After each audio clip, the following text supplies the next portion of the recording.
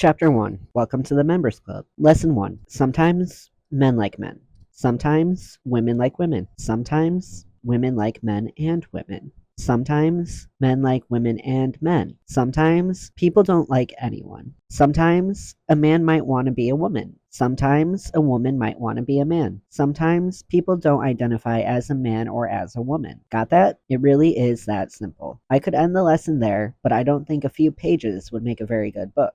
So I suppose I should go into a bit more depth. Welcome to the Members Club. There's a long running joke that, on coming out, a young lesbian, gay guy, bisexual, or trans person should receive a membership card and instruction manual. This is that instruction manual. You're welcome, but this is a manual for everyone, no matter your gender or sexual preference. School probably hasn't taught you very much about what it's like to be lesbian, gay, bisexual, trans, or questioning. You might have heard about famous gay people or seen same-sex couples on TV. You almost certainly know an LGBTQ plus person, even if you aren't aware of it. Like an alien invasion, we are already among you. We serve you in the post office, we teach you math, we make your hamburgers. So why don't we teach you about same-sex couples?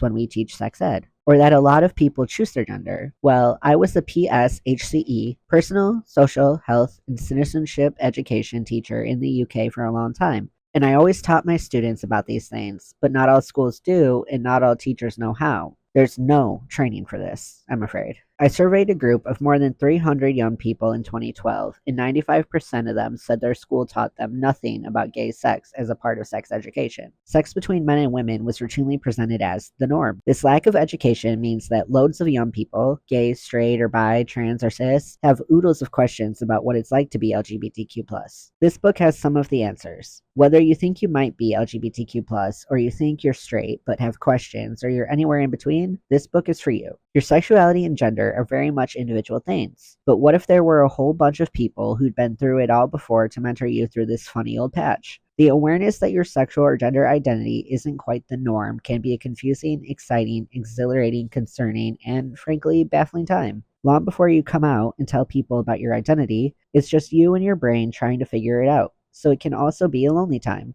often accompanied by whiny music and too much eyeliner. My past experience as a gay white man and, more recently, as a trans white woman is not representative of every gay man or trans woman, let alone the thousands of gay women, bisexual men and women, and trans people who may be reading this book.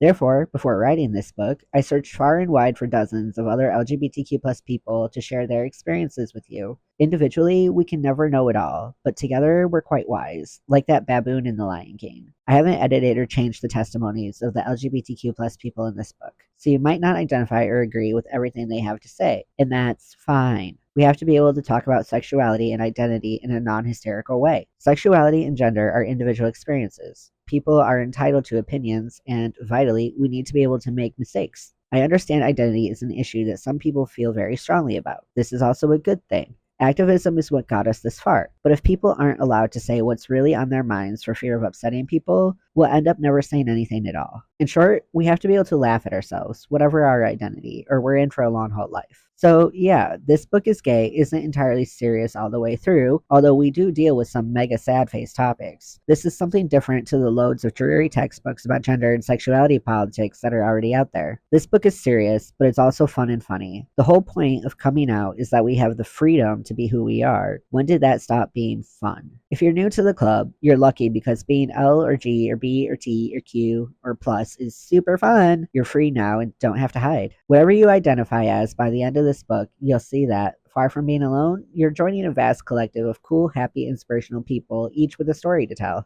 It's the hippest members club in town, and you get straight past the velvet rope and into the VIP lounge. You're not isolated, you're part of something bigger now, something great. Oh, hi, sex thoughts. Let's start at the very beginning. A very good place to start. I guess you're reading this book for one of several reasons. It may be because you already identify as LGBTQ+, and let's face it, we love nothing more than talking about it. Maybe you're nosy to see what we get up to between the sheets. It could be you are making fun of it because it has the word gay in the title. Shame on you. But maybe, just maybe, you picked up this book because you're wondering. It all starts with wondering. Wondering what it might be like to kiss that boy, or what that girl's breasts look like. What life would be like if you were a girl, not a guy. It's all about wondering. Wondering is perfectly natural, but never encouraged. One day I was in the park sunbathing. On the next picnic blanket over, a mother was talking to her son about the things he could do when he was older. The conversation went something like this: Boy, drive a car. Mom, yes. Boy, go to work like daddy. Mom, yes. Boy, kissing. Mom, yes. Girls, you'll kiss girls. After I had snatched the child away and left him with social services, okay, I didn't do that, but I probably should have done something other than tut really loudly. I was sad at how we still default to heterosexual in the 21st century. The assumption goes that all babies are born both straight and locked into their birth gender unless something goes awry. This is not the case. In a 2018 Gallup poll, the percentage of American adults identifying as LGBTQ+ was 4.5%, which equates to more than 11 million people, roughly the number of people who live in Ohio. A 2016 Williams Institute study estimates there are just over 1.3 million transgender adults living in the US, and yet we're all automatically born straight and cis, the gender we're assigned at birth. Let's do sexuality first. You are told you're straight and assume you're straight for almost all of your childhood, despite quite compelling feelings to the contrary. You believe yourself to be straight, because isn't everyone, until sexual desire kicks in, assuming it does. I like to call this desire sex thoughts. Because most of us spend our childhood identifying as straight, even though we may or may not actually feel straight, we don't always identify these sex thoughts. But it seems highly likely that from a very young age, we, as LGBTQ+ people, were attracted to members of the same sex, be it people we know or shiny TV people. Well, they are pretty hot, right? I wanted to know at what stage LGBTQ+ people first had questioning thoughts regarding their sexuality or gender. So I surveyed hundreds of them. See figure 1. Who said statistics had to be boring? Look how pretty that pie chart is. As you can see, almost a quarter of the sample were having same-sex sex thoughts and or thoughts regarding their gender before puberty, with over half at puberty. This makes sense, because puberty is the time at which great changes occur. One big change is the hormonal shift that drives us towards sexual relationships. It is at this point that many of us realize the cheeky little thoughts we're having late at night might be about people with the same bits as us. For me, it was Dean Cain. Dean Cain, as if you don't know, is the very handsome actor who played Clark Kent in Lois and Clark, The New Adventures of Superman. Up until Cain came into my life, I had been convinced I was going to marry Kelly, a girl in my class, whose name I have changed for her protection, because she was kind, friendly, and blonde. However, what I felt for Dean Cain, whose name I did not change for this book, I think it's time he knew of my love, was very different to what I felt for Kelly. My interest in spandex-clad arms was far more pressing than being fond of Kelly, and when Clark got together with Lois, I felt the most intense jealousy in my life. I totally get how the BTS army feels on Twitter. Later, after a massive crush on a male teacher, I had to acknowledge that these feelings went beyond mere appreciation of the male form and were, in fact, sex thoughts. At the time, I was supposed to be a boy, and this had huge implications for my identity. Oh shit. When first faced with same-sex sex thoughts, or sex thoughts about your gender, your first reaction may well be the above. After all, society, films, television, newspapers, and books have told you your whole life that straight is equal to normal, not straight is equal to not normal. You have suddenly identified a sex thought that is different, and most people don't like difference, so, therefore, you're slapped with the not normal label. Don't panic. Just because LGBTQ+ people are in a minority, it doesn't mean they are not normal. People with blue eyes are in the minority too, but we don't think of them as abnormal, do we? We don't look at Jake Gyllenhaal and say, look at that massive blue-eyed freak. No, we only look at him and weep that we cannot have him. Anyway, who gets to decide what's normal and what isn't? What a horrid, excluding word that is. You may have grown up not only in the absence of gay or trans role models, but also encountering actual homophobia or transphobia. These things can be hugely worrying, especially at a time where you rely on familial support. You may also be one of the thousands of people born with same-sex sex thoughts in a country where it is illegal to have sexual activity with same-sex partners. Some people believe same-sex activity is against their religion. More on that in Chapter 6. You probably have questions. I had loads of questions. I'd heard rumors about what two men did together. You may have misunderstood things. My early concept of lesbian sex was way off. I basically thought it was like sanding the boobs off two Barbie dolls by rubbing them together. You may have seen odd bits on TV and now don't know what to think.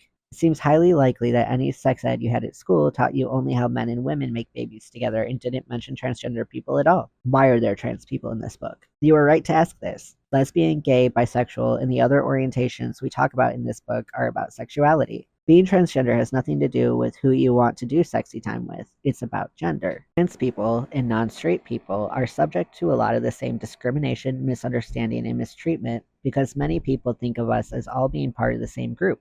In a way, we are. And that's why many people use LGBTQ plus as shorthand for our whole community. That initialism is inclusive of trans, so this manual should be too. When people go through gender transition, their sexual feelings may or may not change too. This means that some transgender people are also gay or lesbian. Those people may have to contend with both transphobia and homophobia, so they need twice the support. What's more, if we wanted to, we all could spend our lives hiding. Initially, when I was living as James, I could have lied and pretended to be fancy girls. Later, once I better understood my true gender, I could have lied and pretended to be a man, but I didn't. Twice, I did something about it and came out of hiding. So do all out, proud, visible LGBTQ plus people. Not always the easy choice, but the right one. So whether it's LGBT or Q or a combination of them, we're all seeking membership to this awesome club that exists outside the majority. And that's why we're all in this book together. Things no one says, ever. When did you realize you were straight? Does your mom know you're straight? When you have straight sex, is one of you the woman? I have a straight friend. Would you like me to set you up on a date? It was so much fun. We went dancing at a straight club. I went to the cutest straight wedding this weekend. Do you think straight people should be allowed to have kids? I don't mind straight people kissing, but I wish they wouldn't rub our faces in it. Footnote 1. There's a special place in Hades for all people, gay, straight, or otherwise, who kiss with visible tongue, audible slurping in public places.